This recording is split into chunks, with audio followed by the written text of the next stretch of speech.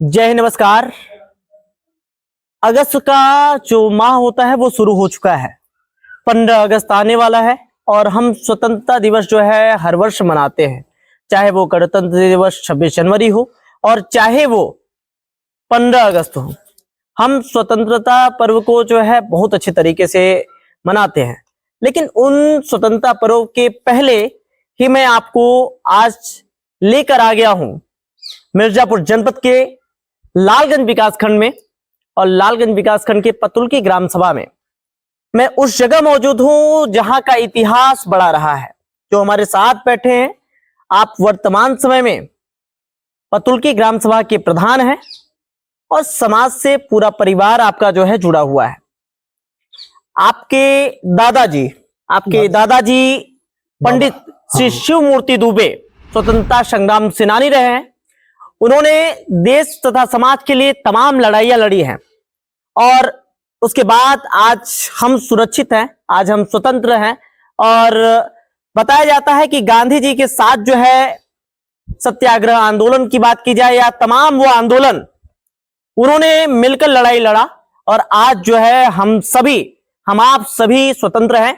क्यों ना आज उस महान विभूति के बारे में जाना जाए और उनके पोते या नाती कहा जा सकता है श्री गणेश शंकर दुबे जी हमारे साथ जो है बैठे हुए हैं। इनसे बातचीत करेंगे और तमाम सवाल करेंगे, क्योंकि ऐसे स्वतंत्रता सेनानी के बारे में जानना हम लोगों को चाहिए, क्योंकि जिससे हम ये जान सके कि किस तरीके से हमारे देश को, हमारे समाज को किस तरीके से आजादी मिली और आजादी का पर्व जो हम मनाते हैं वो किसकी वजह से मना पाते हैं। तो स्वागत है आपका हमारे चैनल पे। ठीक है भाई दुबे जी, हमारे भी तरफ से आपको, आपके चैनल को जी धन्यवाद। अब आ जाते हैं हम विषय पे। जी, पंडित शिव मूर्ति दुबे जी का नाम जो है पूरा मिर्जापुर ही नहीं बल्कि पूरा देश जानता है। वो बापू प्रौथ इंटर कॉलेज के जो है संस्थापक भी रहे हैं जी। और लेकिन आज की जो पीढ़ी है, जो आपके बाद की पीढ़ी है, वो बहुत गहराई से नहीं जान पाए हैं। तो आज मैं आपके पास गहराई से बताने के लिए आया हूं कि वास्तव में स्वतंत्रता सेनानी पंडित शिव मूर्ति दुबे के बारे में लोग जाने, जो युवा हैं, जो पीढ़ी है आज की, वो जाने कि वास्तव में वो कौन थे। तो सबसे पहले कुछ कहानी उनके बारे में बताइए। उन्होंने कितने उम्र से लड़ाई शुरुआत की थी, कैसे वो गांधी जी से जुड़े, कैसे उन्होंने जो है लड़ाइयां लड़ी। तो पंडित शिव मूर्ति दुबे हमारे बाबा जी थे जी। उनके एक पुत्र कृष्णकांत दुबे जी। कृष्णकांत दुबे से हम लोग 4 भाई हैं जी। और वो पिताजी भी इस समय हैं मौजूद जी। हाँ जी। और माता जी तो चल बसी हैं जी। तो बाबा जी के बारे में यही है जी कि वो पहले शुरुआत से ही, जो ब्रिटिश जमाने से ही जी, जो है हमारे देश के ऊपर अंग्रेजों का शासन था जी, ताड़ना कर रहे थे जी, उस विषय में गांधी जी से उनका संपर्क था।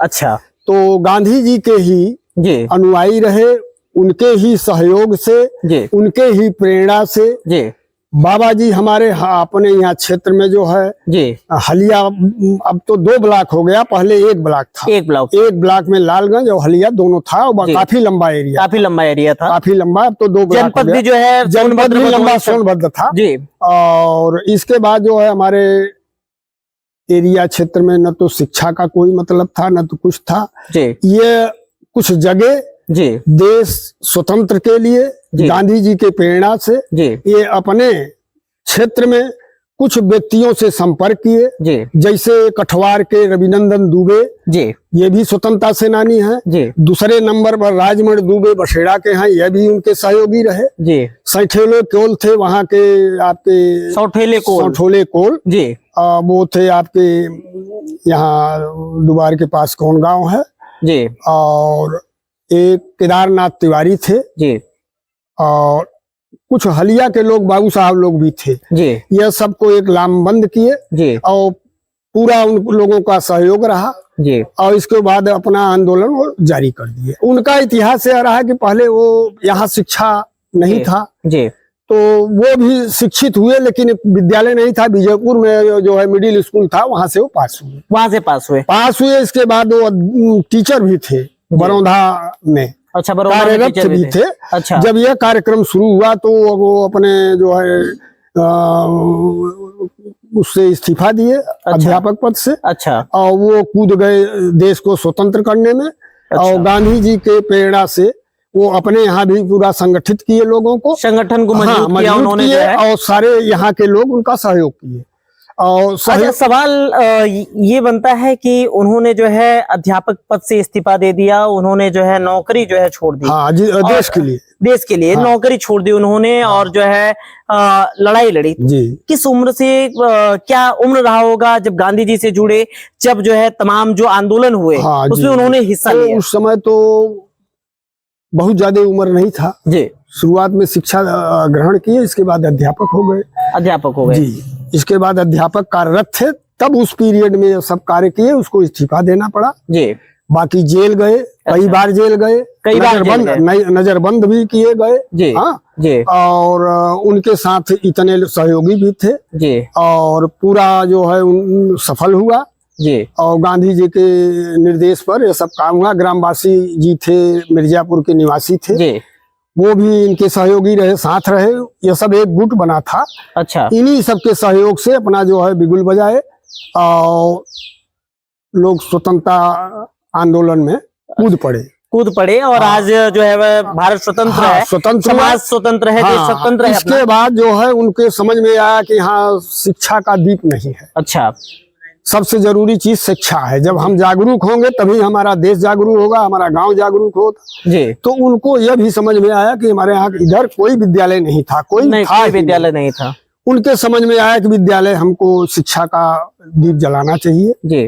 तो विचार किए, क्षेत्र के लोगों से संपर्क भी किए, लोगों का सहयोग भी था। सहयोग यही था कि उस समय कोई बहुत बड़ा लोगों के पास न वो था, केवल सहयोग जन से था जी। सहयोग किए। इसके बाद विद्यालय बापू प्रौद का नाम बापू प्रौद इंटरमीडिएट कॉलेज रखे, गांधी जी के नाम पे, उपरौध क्षेत्र के नाम पे उपरौध और बापू जी को जोड़ के जोड़ के उन्होंने बापू प्रौद इंटर कॉलेज खोला। तो कहीं न कहीं बापू प्रौद इंटर कॉलेज के पीछे की कहानी कहानी यह है कि बापू गांधी जी प्लस हमारा एरिया उपरौध क्षेत्र दोनों के नाम से वो विद्यालय का निर्माण कराए, मान्यता लिए।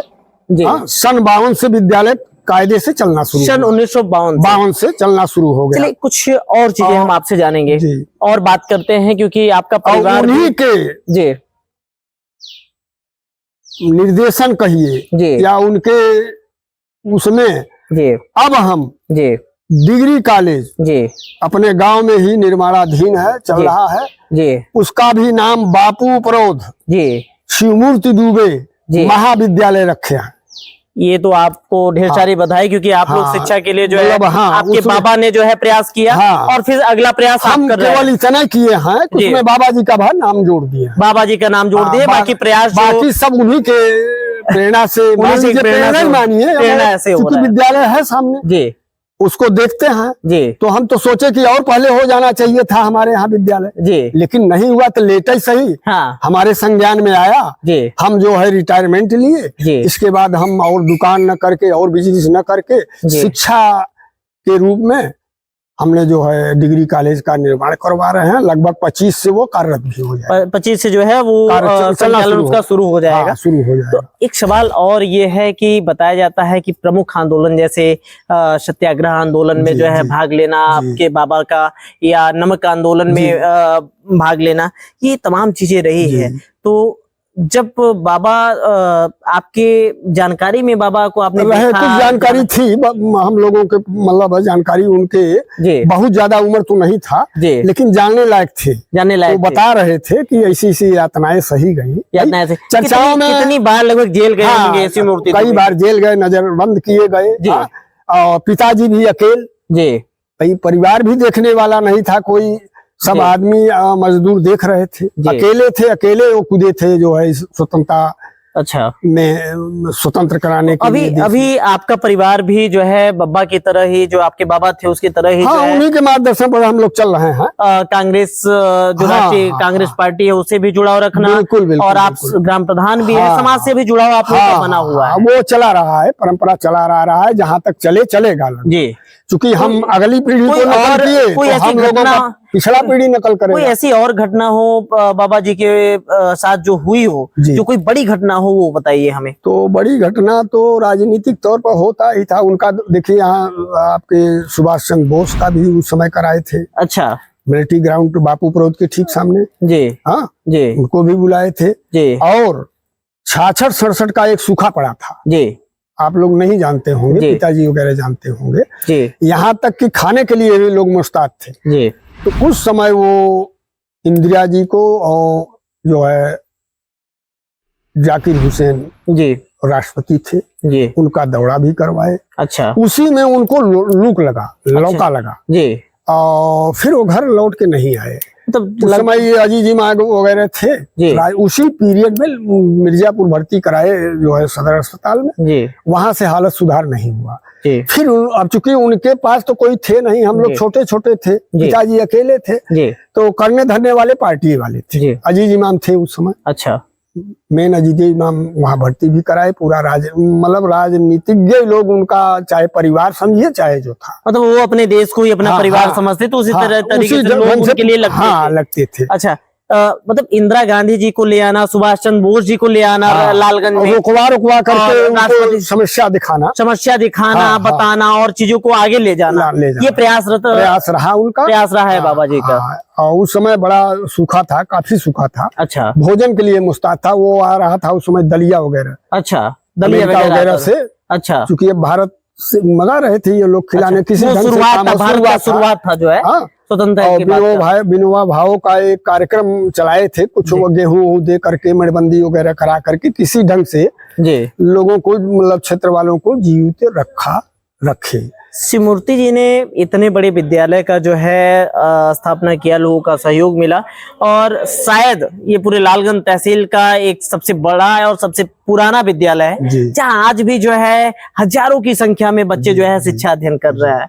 और अभी आपने कहा कि उनके नाम से या उपरोक्त के क्षेत्र के नाम से आप डिग्री कॉलेज भी जो है बनवा रहे हैं। उन्हीं छत्र छाया में है, उन्हीं के छत्र छाया में, उन्हीं छत्र छाया में जो उन्हीं का कहीं पुण्य कर्म है, तो आप ये कर पा रहे हैं, ये मानते हैं आप। तो और कोई घटना, जैसे कभी उनको चोट लगी हो, गोली लगी हो, या जो है आंदोलन में लगी है। अच्छा। कई बार लगी है, कई बार लगी है। चूंकि वो कट्टर नेताओं में थे। अच्छा। ये बात नहीं थी। अच्छा। चूंकि अगुवाई उन्हीं की थी हमारे एरिया में, लालगंज एरिया में अगुवाई उन्हीं की थी। इतने लोग उनके सहयोग में थे, आगे वो आगे रहते थे। अभी तो अगुआ को हमेशा ताड़ना सहना पड़ेगा। अगुवाई को तो लोग टारगेट करते हैं, संघर्ष करना। तो काफी उनको चोट भी आई, कुल आई। इसके बाद नजरबंद किए गए, जेल, काफी दिन जेल में भी थे। अच्छा। पंडित शिवमूर्ति दुबे जी का क्या रहना यही होता था जहाँ आप हैं? हाँ, रहना यही, या कहीं और उनका जो है मेन निवास तो यही था। मेन निवास यही था। जन्म उनका जो है, जन्म यही हुआ था।